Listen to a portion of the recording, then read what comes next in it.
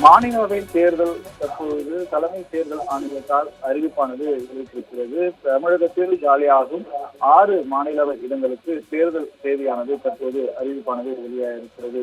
குறிப்பாக இந்த 6 மக்களவை இடங்களுக்கான தேர்தல் மார்ச் 16ஆம் தேதி நடைபெறும் எனவும் தலைமை தேர்தல் ஆணையம் அறிவிப்பானது வெளியிட்டிருக்கிறது. இதில் திமுகவில் 4 இடங்களும் அதிமுக சார்பில் 2 இடங்களும் காலியாக உள்ள நிலையில் இந்த அறிவிப்பானது தற்போது வெளியாகி இருக்கிறது. அதன்படி திமுக சார்பில், அதாவது திமுகவில் திருச்சி சிவா, கனிமொழி மற்றும் சோமு, என்.ஆர். இளங்கோவன், செல்வராஜ் ஆகியோர் உள்ளனர். அதே போல தமிழ் மாநில காங்கிரஸ் தலைவர் ஜி.கே. வாசன் மற்றும் அதே போல அதிமுக சார்பில் தம்பிதுரை ஆகியோர் பதவிக்காலம் வருகின்ற ஏப்ரல் 2ஆம் தேதியுடன் நிறைவடைய இருக்கிறது.